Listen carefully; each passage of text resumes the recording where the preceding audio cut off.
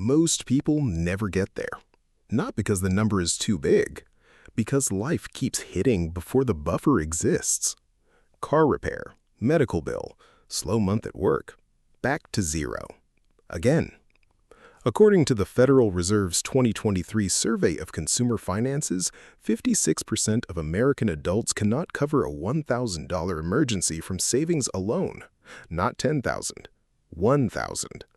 More than half the country is one bill away from starting over. And that does something to a person that goes far beyond the bank account. I'm Grandpa.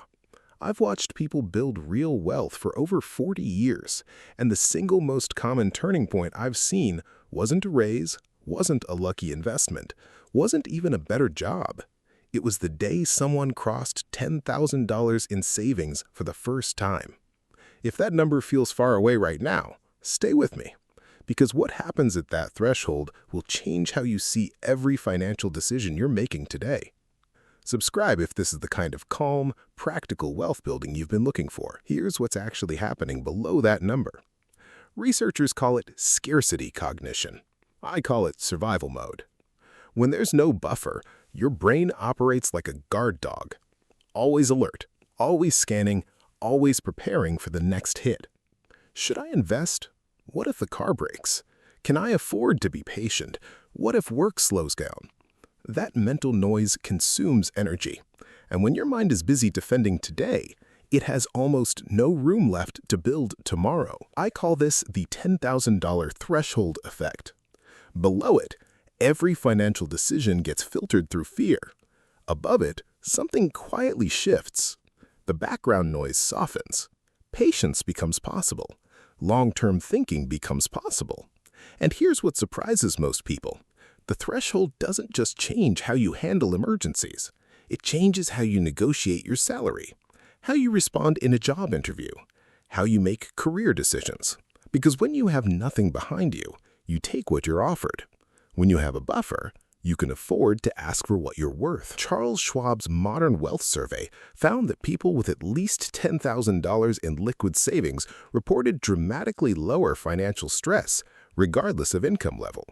Someone earning $40,000 with a buffer felt calmer than someone earning $80,000 without one.